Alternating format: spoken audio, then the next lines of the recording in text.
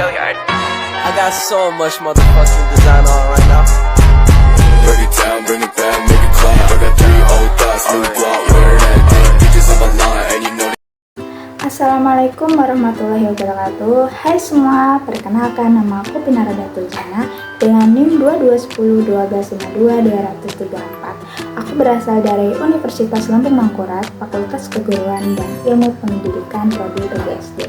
Di video ini aku akan membahas tentang implikasi karakteristik teori belajar kognitif dalam pembelajaran anak SD. Selain untuk membahas materi tersebut, tujuan dibuatnya video ini untuk memenuhi tugas akhir semester mata kuliah Psikologi Pembelajaran Anak SD yang diampu oleh dosen Ibu Dr. Ririanti Rahmayani Jamain SPC MPD. Selanjutnya kita akan masuk ke penjelasan materi tersebut. Dalam pelaksanaan pendidikan di sekolah dasar, SD, atau madrasah ibtidaiyah, pemahaman terhadap perkembangan kognitif anak pada usia dasar memiliki signifikansi yang besar sebagai pedoman dalam proses mendidik dan mengajar. Dalam konteks pembelajaran anak SD, terdapat beberapa permasalahan atau tantangan perkembangan zaman yang berkaitan dengan implikasi karakteristik teori belajar kognitif. Salah satunya adalah ketidaksesuaian materi dalam buku ajar atau buku teks dengan taraf kemampuan berpikir anak. Dian Andesta Bujuri 2018 menyatakan bahwa materi tidak sesuai dengan perkembangan zaman dapat membuat pembelajaran menjadi kurang relevan dan tidak memaksimalkan potensi kognitif anak. Hal tersebut tentunya akan menjadi penghambat kegiatan KBM, terutama dengan kemampuan berpikir siswa. Teori pembelajaran kognitif adalah teori yang dikemukakan oleh Jean Piaget. Menurut Piaget, dalam Nur Hadi 2020 menyatakan bahwa perkembangan kognitif merupakan suatu proses kinetik, artinya proses yang didasarkan atas mekanisme biologis dari perkembangan sistem syaraf. Dampak dari teori perkembangan kognitif Piaget dalam proses pembelajaran adalah adanya perbedaan dalam bahasa dan pola pikir antara anak-anak dan orang dewasa. Oleh karena itu, pendekatan pengajaran guru harus disesuaikan dengan bahasa dan pola pikir yang sesuai dengan tingkat perkembangan kognitif anak. Efektivitas pembelajaran anak-anak akan meningkat jika mereka dapat menghadapi lingkungan pembelajaran dengan baik. Salah satu permasalahan atau tantangan saat ini berkaitan dengan implikasi karakteristik teori belajar kognitif dalam pembelajaran anak SD adalah ketidaksesuaian antara materi yang terdapat di buku teks dengan taraf kemampuan berpikir siswa. Hal tersebut dapat dipengaruhi oleh faktor-faktor sebagai berikut. Yang pertama yaitu materi yang terlalu sulit atau terlalu mudah dapat menyebabkan ketidaksesuaian. Jika tingkat kesulitan tidak sesuai dengan tingkat kognitif anak, mereka mungkin kesulitan memahami atau merasa bosan. Yang kedua yaitu penggunaan bahasa yang kompleks atau istilah yang sulit dapat menjadi hambatan bagi pemahaman anak. Yang ketiga yaitu materi yang tidak relevan dengan kehidupan sehari-hari atau pengalaman siswa dapat menyebabkan ketidakbermaknaan. Siswa cenderung lebih terlibat jika mereka dapat mengaitkan materi dengan konteks kehidupan mereka.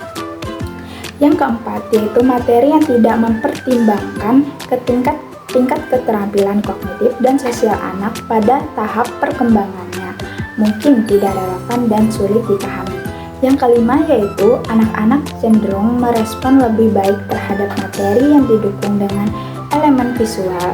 Buku teks yang kurang mendukung aspek visual dapat menyulitkan pemahaman anak. Selain itu juga ada beberapa penyebab umum munculnya permasalahan atau tantangan tersebut, yaitu yang pertama, materi buku teks mungkin tidak disesuaikan dengan tingkat perkembangan kognitif anak. Kurangnya pemahaman terhadap kemampuan berpikir, pemahaman konsep abstrak, dan cara anak-anak memproses informasi dapat mengakibatkan materi yang terlalu sulit atau terlalu mudah. Yang kedua, yaitu materi buku teks mungkin tidak sepenuhnya sesuai dengan kurikulum atau standar pembelajaran yang berlaku. Menurut Wulandayani Nejer, Besuki 2015, kurikulum yang tidak relevan dapat menyebabkan ketidaksesuaian antara materi buku teks dan kebutuhan pembelajaran anak. Yang ketiga yaitu materi buku teks mungkin tidak cukup menekankan pengalaman keterampilan kritis seperti pemecahan masalah, kreativitas, atau pemikiran analitis yang penting untuk perkembangan berpikir anak-anak. Jika materi buku tidak cocok dengan tingkat kemampuan berpikir kognitif anak, solusi dapat diambil dari berbagai pihak termasuk guru, kurikulum, dan penerbit buku untuk meningkatkan relevansi dan efektivitas pembelajaran. Pihak kurikulum dapat melakukan peninjauan dan penyesuaian terhadap kurikulum pembelajaran agar sesuai dengan perkembangan kognitif anak-anak. Guru dan pengambil keputusan dalam pemilihan buku teks perlu memastikan bahwa buku yang dipilih memenuhi kebutuhan dan tingkat kemampuan berpikir kognitif anak-anak. Memberikan pelatihan kepada guru-guru mengenai strategi pengajaran yang sesuai dengan tingkat perkembangan kognitif anak dapat membantu mereka menyajikan materi secara lebih relevan. Kolaborasi antara guru dan penerbit buku dapat meningkatkan kualitas materi dengan mendapatkan umpan balik dari guru. Pendekatan pembelajaran berbasis proyek, penggunaan sumber daya tambahan seperti materi online, video edukatif, atau permainan interaktif, dan adopsi teknologi pembelajaran dapat memberikan fleksibilitas dan meningkatkan keterlibatan anak-anak. Melibatkan orang tua dalam proses pembelajaran juga menjadi langkah penting untuk mendukung keterkaitan antara pembelajaran di sekolah dan di rumah.